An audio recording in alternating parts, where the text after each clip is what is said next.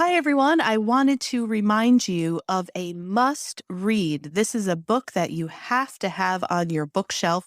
It is called The Necktie and the Jaguar by Carl Greer. He is able to help you make important decisions, give you some guidance on which path to take, and you get to learn how he tapped into the wisdom and power of the unseen worlds for guidance and inspiration. I had the opportunity to interview him, and he was a lovely guest on the Path 11 podcast, episode 343. Check it out, listen to the podcast, go buy the book. Again, it's The Necktie and the Jaguar by Carl Greer. To find out more information, go to his website, carlgreer.com. That's spelled CarlGreer.com. Today's podcast episode is sponsored by the Reconnective Healing Global Community. I don't know if you guys remember, but back in 2020, we released an episode with Dr. Eric Pearl and Jillian Fleer about reconnective healing. He was a chiropractor who was working in his practice in Los Angeles, and his patients started to report that they were having these healings just with his hands being near them without him actually touching them. So he went on to research and try to find out what this universal wisdom was behind what was happening, and he developed the reconnective healing process. Their website is thereconnection.com, and they are offering an online level 1 class called The Portal to awaken your own healing ability and to learn how to do this. There's over 8 hours of interactive content where you will learn to interact with energy, light, and information to experience lasting knowingness, peace, and love without limitations. They gave us a coupon code to give to all of our listeners. It is Path2Portal. We're going to put that in the show notes, and that's 25% off of the Portal online level 1 course. I hope you guys enjoy. Let me know if you take it. Send me an email. Would love to know how the course works for you.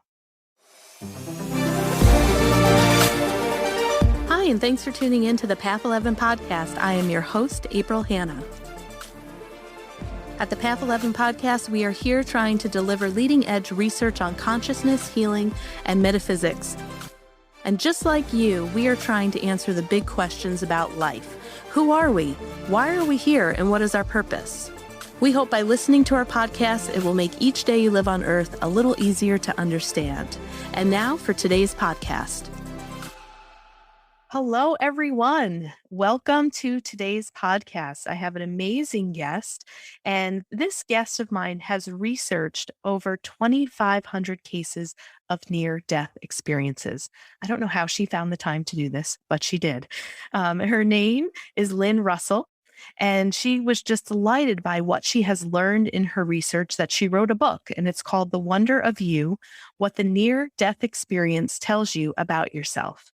This book has received rave reviews, and a now more in-depth second edition is available on Amazon. Lynn's interest in science spans 45 years, and it has helped to add a profound understanding of the link between science and spirituality. She also has a new spiritual children's book that I think came out in July. It's called Warple, which was launched in July, like I said. And her main focus today, and what we're going to talk about, are the spiritual lessons that she has learned, that people who have had these near-death experiences, that when they come back from the beyond, what these overarching lessons are. So Lynn, welcome to the Path 11 podcast. Thank you for having me. I'm thrilled to be here. Yeah, my gosh. So 2,500 cases of near-death experiences.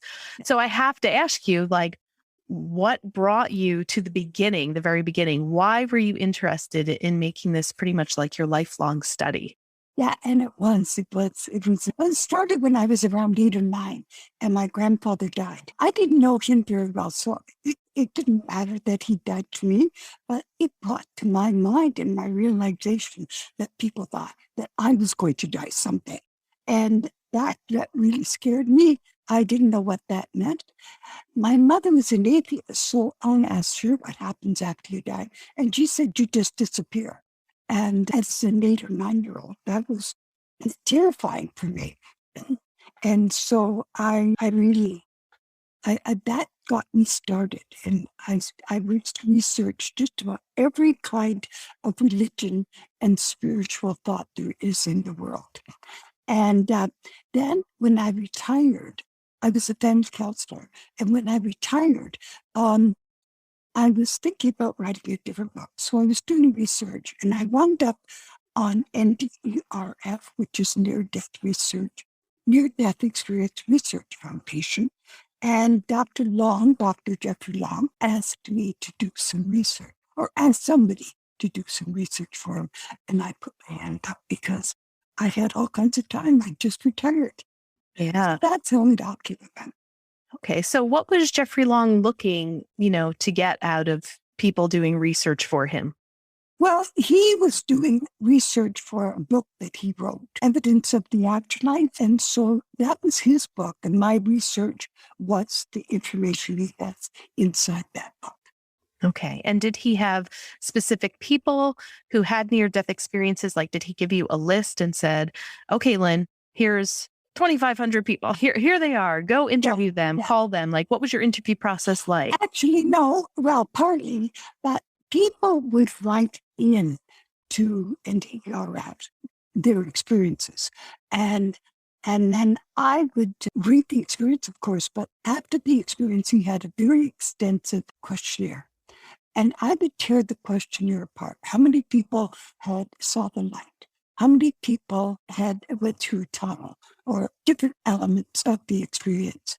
And in the beginning, I was interested in what happened after death and this people's experience. But after a few hundred, I thought I pretty well knew what happened, but I was starting to see hidden, or what I'm saying, not so hidden anymore, information coming back about many questions that we've had for centuries about what's this all about and why am I here and what happens after death? What is it? What is the whole bottom line?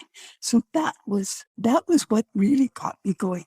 And I didn't write the original book that I was exploring because I just loved this information and had to let people know about it. And so that's how. Yeah. So that's interesting. So it's like you said, you probably had a couple of hundred and, you're getting the details and, what they saw, but then something clicked with you and you began to feel and see that there was something deeper within some of these lessons and maybe not even so much the details of the light or the tunnel or who they saw, but maybe more of the message and the lessons that they brought back. So what are some of those hidden secrets, hidden answers that, like you said, are no longer hidden, but what are some of the lessons that you found? One of them was that repeatedly people would say that they felt that they were connected to everything. And this went on and on, like that was almost a universal thought. And so that told me that about the oneness. And when people talk about oneness in generalities, most people think of it as a being that I'm like you, or that there's a part of me that's connected to you, spiritually. But I found out that it goes much deeper than that. Some people have actually entered into the light and become a part of the light. And they experience literally being the light and doing the creating and so forth. And so that was told me that the oneness is actually just one soul, one spirit, one being, and we are part of it, that one source, and that's it. And so we are an expression of that source. So once you kind of know that, you've seen it happen again and again, how do you begin to apply that concept to your personal life? Like what does that do for you personally? Well, because it means that everybody is connected. Everybody is one. So everybody is connected. And that means that what I do to you, I also do to me. And I do to everybody else as well. And so I have to be respectful of every single life form in the universe because everything is one. And that includes the universe. it helped you understand your totality of your actions, your words, your behaviors, and knowing that whatever it is that you do has that trickle effect out. Yes. Yeah. Yeah. And that we each of us are all of the things, like we're the homeless person. We are the person that is behind that burqa. We are that. We literally are that person. And so we can't judge so much. We're such a judging society. And we really need to cool it, because we really are a part of that. Yeah. And a deeper understanding, I think, and deeper respect. Yeah, I think what you're talking about is such a big concept that it can sometimes be really hard unless you've experienced the near-death experience or became the light or experienced this feeling of oneness. Yeah. It just feels like the physical experience that we're having feels so separate. Like I feel so separate from you in some ways, because, here we are, well, we're talking over computers, but like, I could see your background, you could see my background. Everything just seems so separate. Like you have your sense of style, I have my sense of style, you're older than me, I'm younger than you. How could I be you? How could you be me? It's like, it's sometimes a little overwhelming to try to grasp it on the being level, like intellectually, okay, yes, we're all one, but to really live that, live that concept. Yeah. Well, and that is true. But, and so I guess the bottom line is, like I said, respect and just accepting that we can't judge. We have to honor that person where they are now. Yeah. Great lesson. So what are a couple of the other lessons in the overarching themes so that was one of them. That's a big one, right? That might be the biggest one. That's probably the biggest one, because from there, for example, all knowledge. Well, people who have entered into the light and been a part of the light also are part of creating. They see themselves actually creating. And so we don't think of ourselves as the creator, but we are. We literally are. And so people have all knowledge. It doesn't matter what the question is. Sometimes even before the question's finished asking, they have not only the answer to that question, but everything that impinges on it. And sometimes that goes bigger and bigger and bigger. And they have the answers to the universe and how it started, and quantum physics, which we're still struggling with, and cosmology and these kind of things. They know all of those answers. And it's a remembering. It's not brand new information.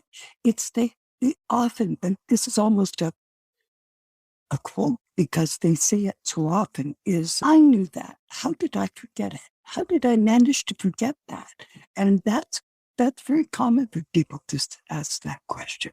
Mm-hmm. Yeah. Did you also find in some of the bigger lessons coming back? So I'm just thinking of, I've interviewed so many people that have had near-death experiences on the podcast. Another message that always seems to be the same message is the message of love.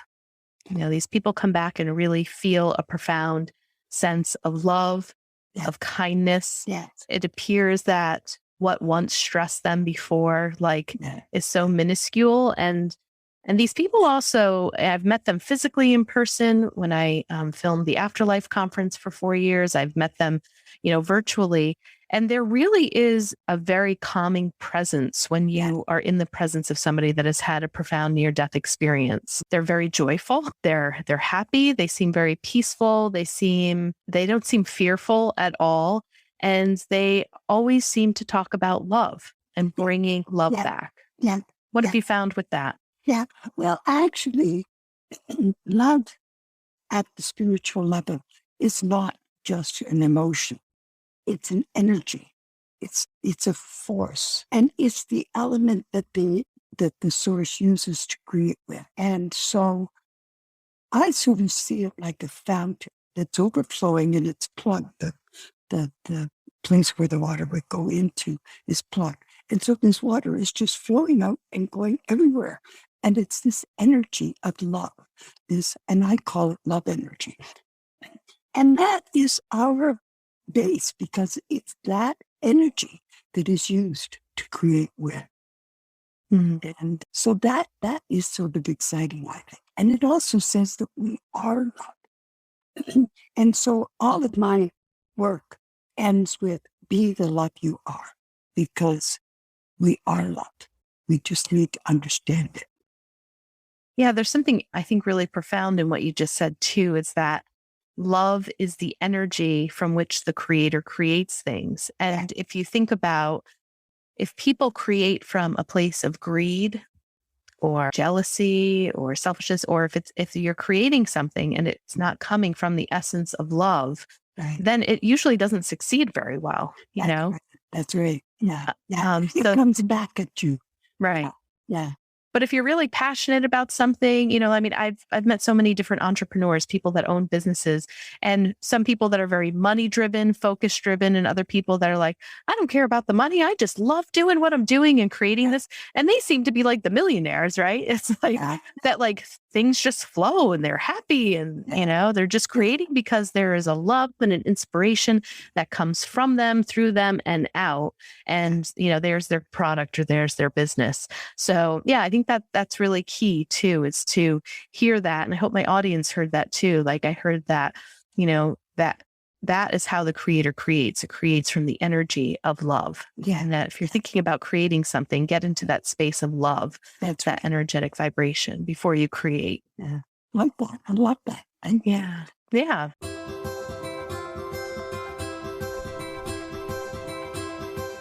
Hi, everybody. I wanted to just take a quick moment to tell you about a beautiful divination deck of cards that you can get your hands on. My friend, Molly Mandelberg, spent 2 years traveling the world while writing and illustrating the Wild Hearts Rise Up Oracle deck. This inspired pep talk deck has some serious magic inside. Pulling a card a day from this deck will encourage you to bring your dreams to life, to allow that idea tapping you on the shoulder to finally manifest into physical reality. It's sassy, insightful, and potent. The link to check it out is in the show notes of this episode. Just click on there. It's going to bring you right to the Oracle deck. And again, it's Wild Hearts Rise Up Oracle deck.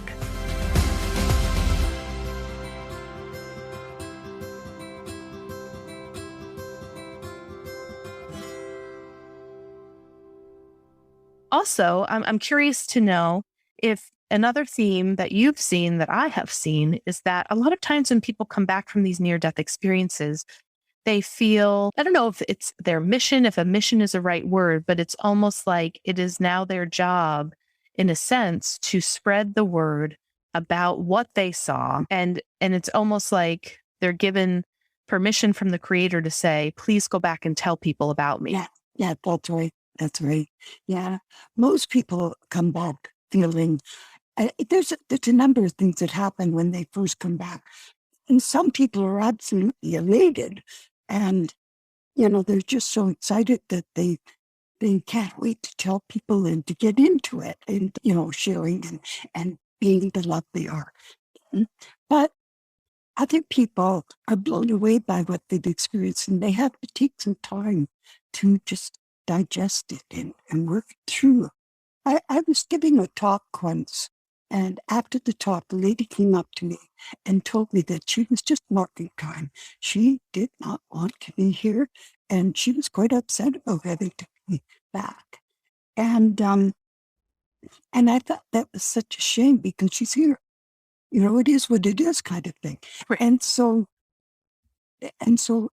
she's here for a reason. She wasn't sent back to mourn that she was no longer there. She's here to do whatever it is that she has to do.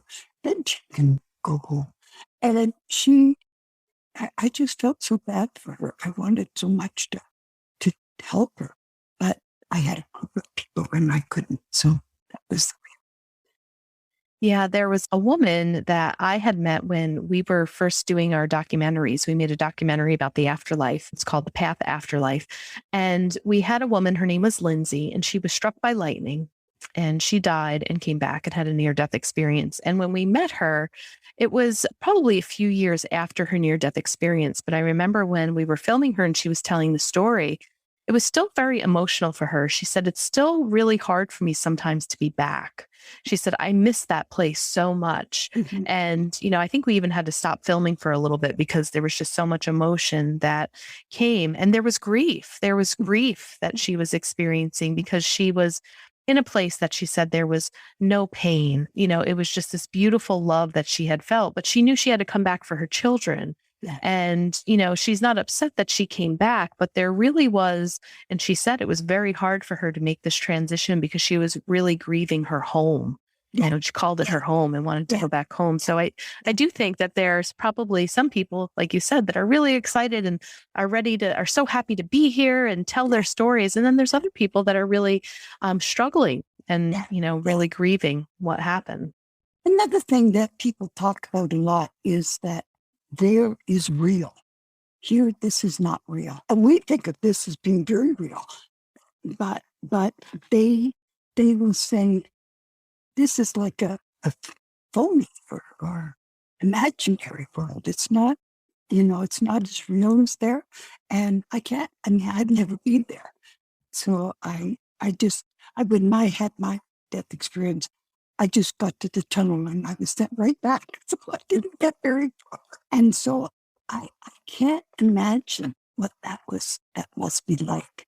Because there was one fellow by the name of Larry, and I remember him quite well. And he just couldn't get over that this wasn't real. And he's going on saying, "I'm watching television, but it's not real. Or I'm reading a magazine, but I know it's not real." And that was a big one for a lot of people, was that this world is just a shadow of what that the spiritual world is. So that was an important lesson as well, and blended into the other lessons. Yeah. And I've studied a little bit, not a lot, but I've touched a little bit on the spiritual text, A Course in Miracles. And it talks a lot about this, that like what you see is really an illusion and it's getting you to see differently. So that's what you're saying. It reminds me of, but that's a little hard for me to grasp. It's like, what do they mean this is an illusion? Yeah, And, yeah, exactly. when you're talking about it, it's like, what do they mean that this isn't the real world? But Yeah, yeah. I don't know, it blows my mind a little bit. Like, what does it mean? Well, because what it means is that we are literally at the source. And this is like a dream or a daydream or a thought or a consciousness of source that is creating this perpetually. And we are creating it, actually. You and I and everybody in the world, we are creating this existence in this world. And we can have whatever world we want. We've chosen to have the world that we have because this is what we have made. And so that's how I see that. Yeah, I've talked to a lot of shamans and they say that like this is one big dream and you can dream the life that you want. They kind of say that as well. So like I see these perpetual themes in many different areas coming from different people and different religious backgrounds, but there does seem to be this thought out there that this is an illusion, which is, again, a little hard to wrap your mind around when the physical feels so real. It's like, I can see my hands when I have pain. I really feel, seems like I'm really feeling not an illusion. Yeah, I know. And before we come here, we choose, like the soul decides, okay, I'm going to have a life. And the soul then chooses chore or a goal that they want to accomplish in this lifetime. And then they design the life that they will have around that goal so that their purpose, as people call it. And then they have amnesia. They don't know what they've chosen or what is supposed to be or what just happens. And, there's no understanding of that. And so that's very confusing, I think, for people, for you and I. I remember I had a client recently ask me because he had read a book of another guest that I had on here. And he said, why would the soul choose to be a murderer if the soul comes from the ultimate source of love? Does the soul really have the choice? And why would it choose something that is not of love? Right, right.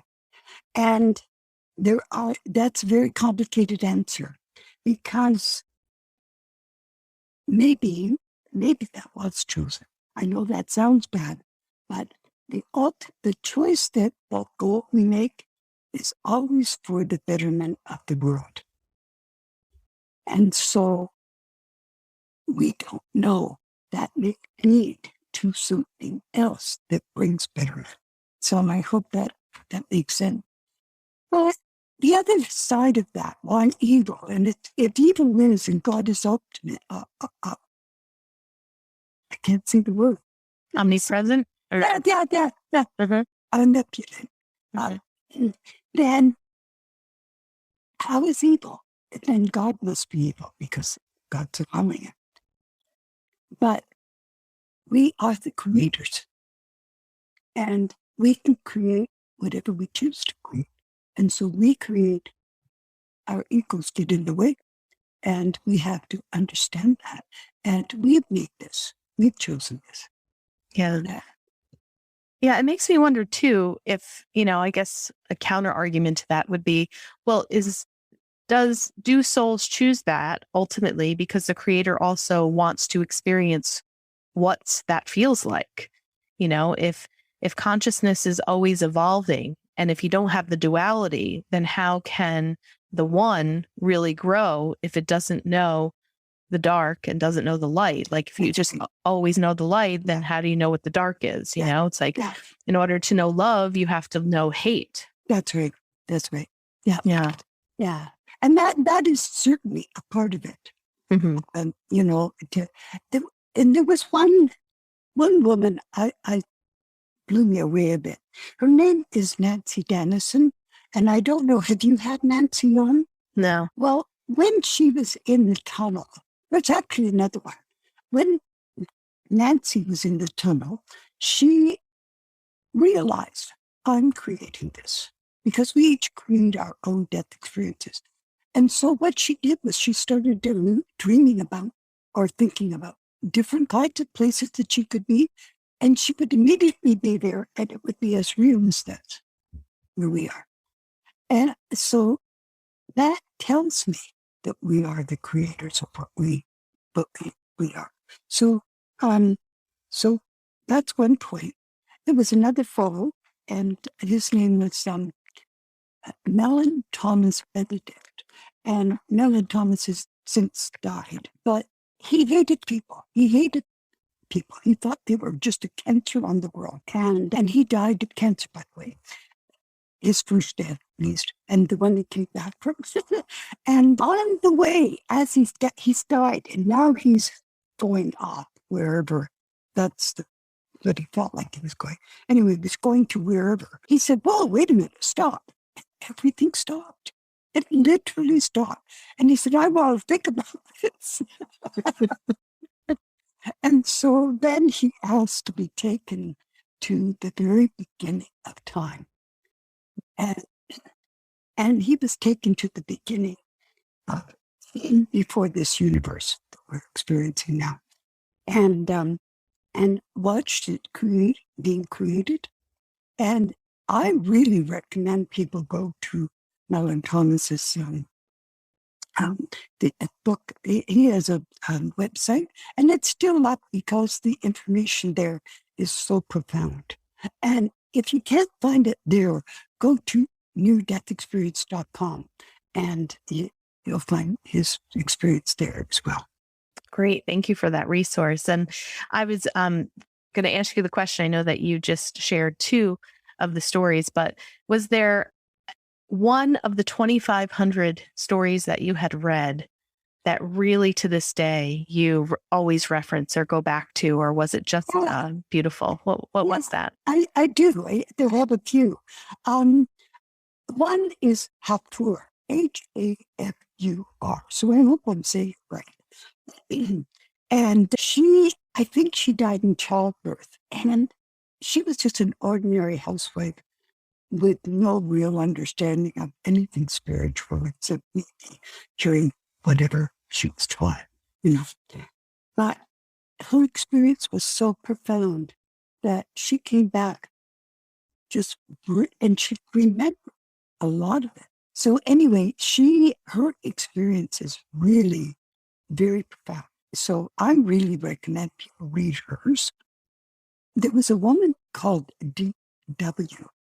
and she killed herself. She committed suicide and she was brought back. And her experience was so beautiful. It was just, she went right into the light.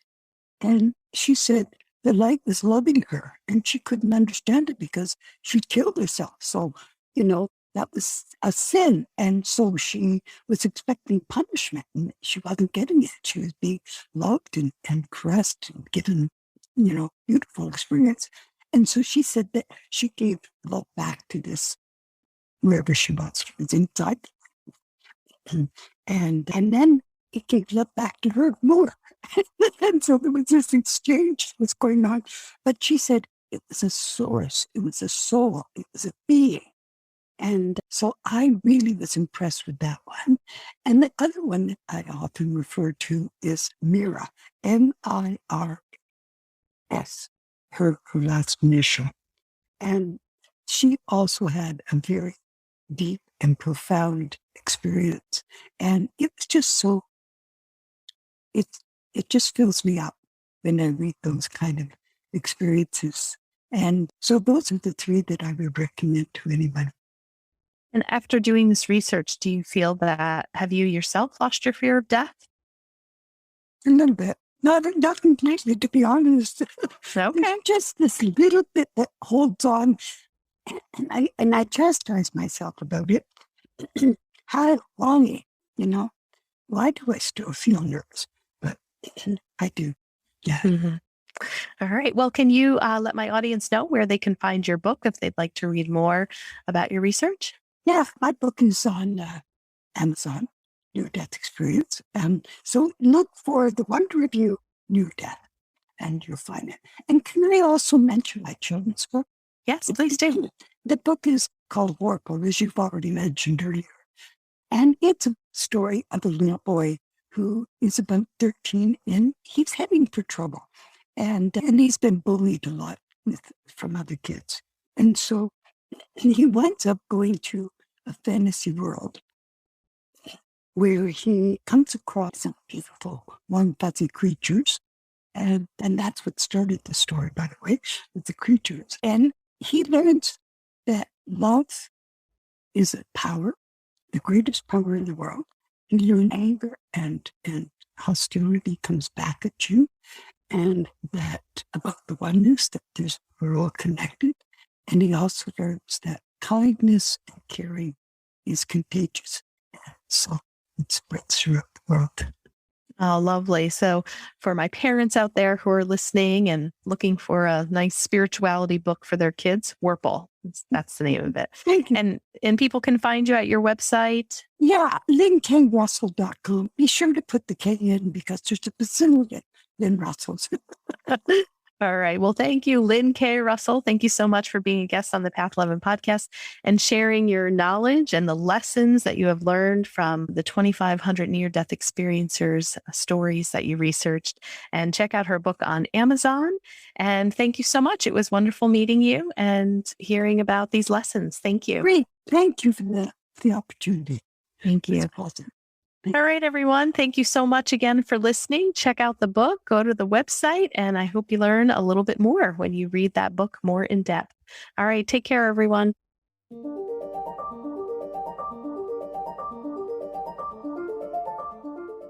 Thanks so much for tuning in to today's show. If you haven't already, please subscribe and rate and review the Path 11 podcast in Spotify, Apple Podcasts, or wherever you listen to your podcasts.